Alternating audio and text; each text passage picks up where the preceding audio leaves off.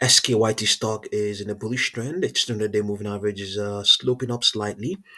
Over the last 1 month, it is up 16.6% or thereabout. Over the last 6 months, up 6.76%. Over the last 1 year, 12.5%. I think the reason why those gains are just as modest as they are, especially over the last 6 months, is because it has been declining. It was only started to recover, just like a lot of other stocks, from the 9th of April. So if you didn't know what the company does, let's find out down here. It says the company is an independent, pure play technology foundry that offers advanced semiconductor development and manufacturing services. The company's technology as a service model leverages a foundation of proprietary technology, engineering know-how, capabilities, and microelectronics manufacturing capacity to co-develop process technology, intellectual property with its customers that enable disruptive concepts through its advanced technology services for diverse microelectronics and related micro and nanotechnology applications. In addition to differentiated technology development services, it supports customers with volume production of ICs, that is integrated circuits, for high growth markets through its wafer services. Its wafer services include the manufacture of silicon based analog and mixed signals ICs for its end markets. Through its ATS, Advanced Technology Service, it specializes in co-creating advanced solutions with customers that directly serve its end markets. So yeah, in a nutshell, that is what the company does. So based on the data we have on its 4 hour chart, we have a couple of projections: 9.45, 9.95, 10.54, and 11.13.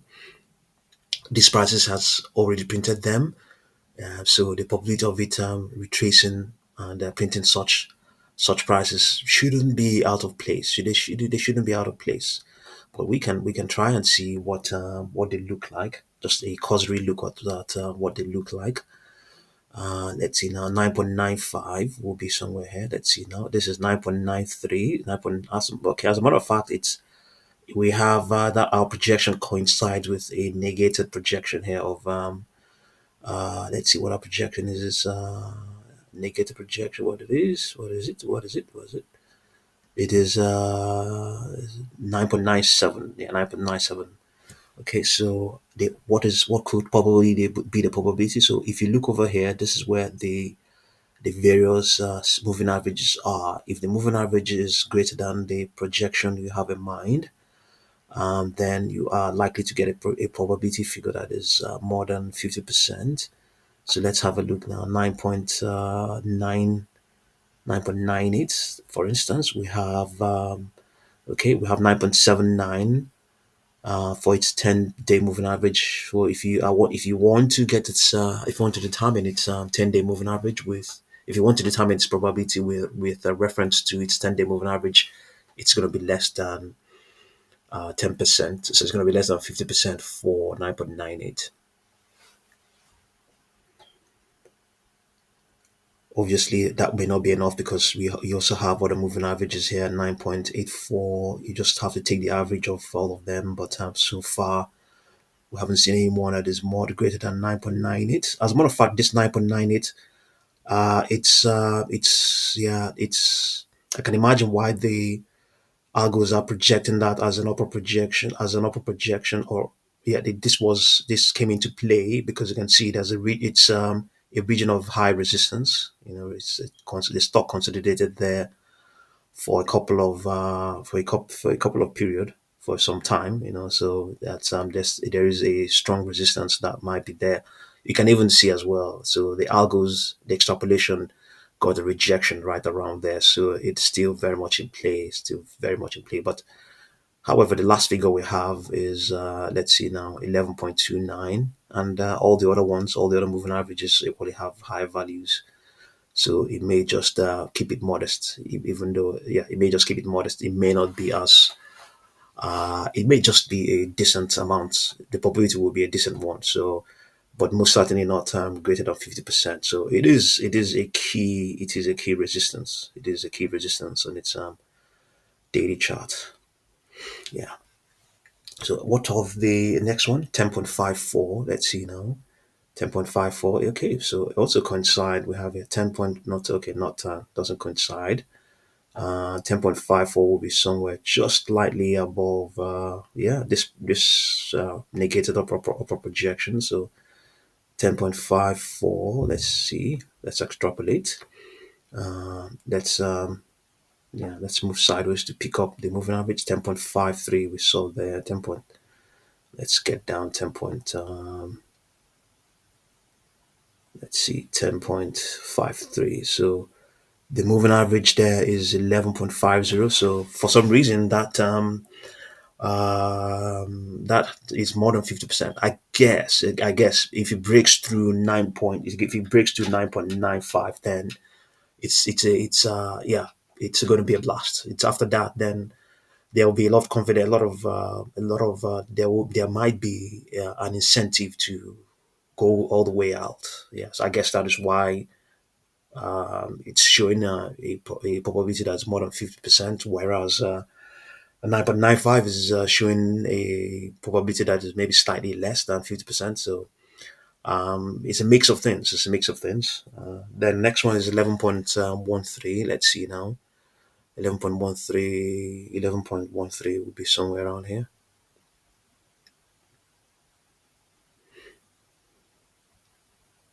11.13. Yeah, okay. The probability there as well is the moving average there is 11.64 with reference to its 10-day moving average, and indeed all the other ones. The second one is the 21-day moving average. The third one is the 40-day moving average. The last one is the 200-day moving average. So with reference to the 10-day moving average, we can see the moving average is the value is 11.64. So the probability of it printing 11.13 seems to be